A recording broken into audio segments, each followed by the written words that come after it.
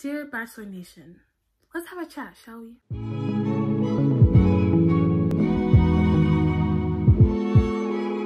Hey guys, it's Joselle. Welcome back to my channel. So I know it's not my usual content, but listen, I had to speak. I've been wanting to speak for a while, but I decided today. So anyway, before I start, if you're new here, just subscribe already. I don't post content like this all the time. Well, never actually. I've never posted a video like this before. I mostly post like hair videos, skincare, beauty, lifestyle, stuff like that. But from time to time, when I feel compelled to speak, I shall speak. This year, we had our very first Black Bachelor, and we love to see it, right? Diversity, we love to see that. So a few years ago, we had our first Black Bachelorette, and there was something that was common in both seasons. Not only was it a first Black lead, there was also just a lot of controversy surrounding their seasons. Now, I'm new to Bachelor Nation. My mom has been watching it literally since day one. My first season that I watched fully was Colton's season. I've been watching every season since then. This season was the first Black Bachelor, and it ended yesterday. We saw who he picked, which is Rachel Kirkconnell. I took some notes, and I know I didn't even write down everything I wanted to write down. Like, this is not even half of what I really want to talk about. So if you're watching this, you know what happened with Rachel Kirkconnell and with Chris Harrison. You understand the situation. If not, just look it up. Just look it up and you'll see everything you need to see about that. But instead of Chris Harrison, they replaced him with Emmanuel to be the host of the After the Final Rose special. But I decided to make this video because this season has just been a lot with Victoria and her things, and just the mean girl aspect of the season, just the fighting and the mean girl stuff, the varsity team with MJ and all of it was just ridiculous. I want to talk about that, but I was like, you know what, let me just, they're gone now, you know, they're gone, let me move. But last night on the After the Final Rose special, Emmanuel and Matt sat down and they talked, and Emmanuel was asking him, how does he feel being the first Black Bachelor? Does he feel pressure? Matt said he did feel pressure being the first Black Bachelor. He felt like he had to be a representative for the Black community and things like that. And Emmanuel said something. He said, I walk around realizing that I might be the only Black man this person comes in contact with today. So let me do my best job to adequately represent Black men across this country. And Matt said that he agrees, he feels that pressure. And so I don't really know whether they're saying that as in, yes, Black people feel this pressure to be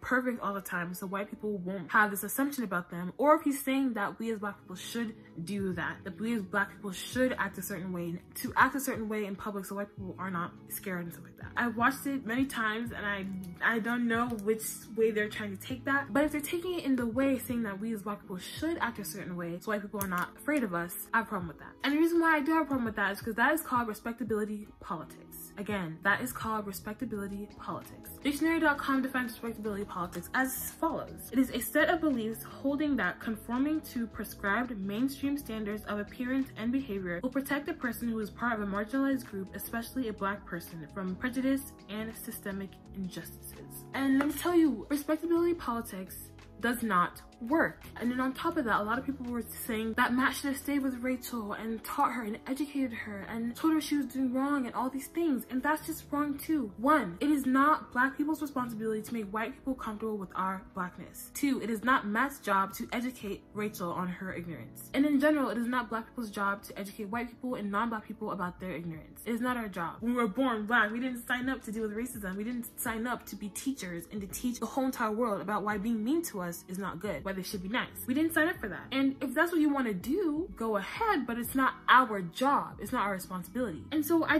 had a problem with that because I wasn't sure whether he was telling us that Black community should do these things and we should act a certain way in public, or if he's just saying that he feels the pressure to do that, you know? My mind's like all over the place. I don't even know what to say, but like, that's not right. Like, we shouldn't have to do that. And so this one person, Kristen Baldwin, I don't know who she is. I don't know if she was in a past season or if she's like Alec Baldwin's daughter. I have no idea who she is. But what I do know is that she tweets about The Bachelor a lot. I see her tweets all the time. She tweeted that quote that Emmanuel said, and it was like, this just hit me really hard, da, da, da. And I replied and I said like, but it's not our job to do that. And so my thing is, regardless of whether Emmanuel and Matt were trying to tell us as a Black community that we should act a certain way, and it is our job to act a certain way to show white people that we're not bad people, that we're not scary, they shouldn't be afraid of us and hate us. I just want to talk about respectability politics. And to all the people that are telling telling Matt that he should have stayed with Rachel and that he should have stayed and educated her. It is not our job to educate people about ignorance and about racism. It's not our job. That is just exhausting. It is exhausting to have to cater to white people's feelings all the time. I don't want to have to leave my house and be afraid that I'm being too loud or I'm being too black because a white person is going to see me and they're going to be afraid. I didn't do anything to make a white person afraid of me. All I did was be born black, and all of a sudden they're terrified of me. They don't care how many degrees you have. They don't care what school you went to. They don't care what your job is, how much money you have, what neighborhood you grew up in. They don't care. They're not afraid of your personality. They're afraid of your skin color. That's what they don't like. Tell me one police officer that decided not to kill a black person because they had a PhD. How many times have you seen a person decide not to be racist because this person grew up in the suburbs? How many times has a person decided to be nice to a black person and not be racist towards them because they make lots of money because they're CEO? How many times have you seen that happen? Tell me, please. I would like to know. How many times? How many times has that happened? Because I bet you the black people that police officers have killed, I'm sure they have degrees. I'm sure that some of them didn't grow up in the hood. They grew up in the suburbs. That they went to school, that they're educated, they had jobs, and they had lots of money. But because of their skin color, they were killed. It had nothing to do with how they acted and how nice they were and so on and so forth. Let me tell you a little story. My earliest memory of racism was kindergarten. I know I definitely dealt with stuff before that, but the earliest memory I can remember is kindergarten. My sister is 2 years older than me, and so we went to the same elementary school, obviously. So there's one teacher in her class who did not like her at all. And the thing is, she would write letters home every single day talking about, your daughter's doing this, your daughter's so bad, da, da, da, da. My mom was not having that. She was like, what are you talking about? Like, my kids are not like that. And I know, before you say anything, I know that there are some kids who actually do act bad at school and they come home and they're perfect angels, but that's not us. That is not us. When we leave the house, we're respectful towards everybody. So my mom knew for a fact that was a lie, that there's nothing to it. The teacher wrote every day like, your daughter's so this, your daughter's disrespectful, your daughter's this and this and that. One day she'll see what I'll do to her. My mom came into school and looked her straight in her eye and said, what you gonna do to my daughter? And all of a sudden she said, oh my gosh, nothing, no, your daughter's so sweet, your daughter's so kind, your daughter's so this and that, da, da, da, da. 2 years later, I come about in the same exact class with the same exact teacher. And you know what I noticed? She was never around me. She never talked to me. She never even sat near me, ever. And I was like one of 2 or 3 black people in my class. She never was around me. We had 3 teachers in our kindergarten class. And every time I had a question, I would ask the other 2 because the other one, the third one, I never ever saw her. Whenever I would make eye contact with her, her face was always angry. She always looked at me like this. Just looking at me like that, like, I cannot remember a single moment where she spoke to me or came to me when I had my hand raised. It was only the other 2 that I even talked to. And it wasn't until I got older that I looked back at that. My mom also told me what my sister went through, that I realized what that was.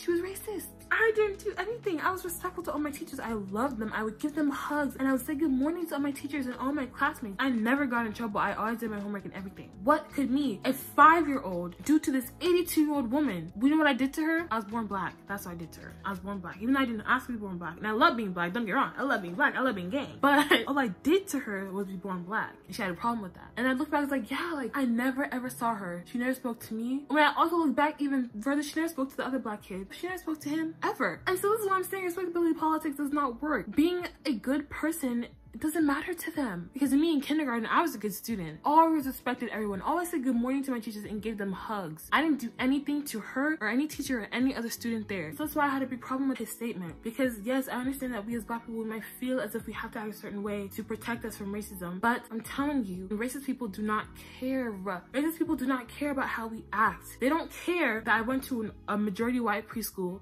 majority white elementary school, majority white middle school, majority white high school, and now I'm going to PWI, which stands for a predominantly white institution. That's my university I go to, PWI. They don't care that I graduated high school with honors. They don't care that I had 6 cords. They don't care that I had community service hours. They don't care that I'm currently in college, that I have a major and a minor, and I'm gonna graduate with a Bachelor of Science. They don't care. They don't care that you have a PhD. They don't care that you have 5 PhDs. They don't care that you have your own business. They don't care that you have a big house in the suburbs around white people. They don't care how you talk. They don't care that you don't use AAVE. They don't care that you dress a certain way. They don't care that you shop at Target. They don't care that, you know, you don't have locks, that you don't wear braids. They do not care. Obviously, when I say white people, I don't mean every single white person, so don't even try to comment that. No. What I'm saying is racist people.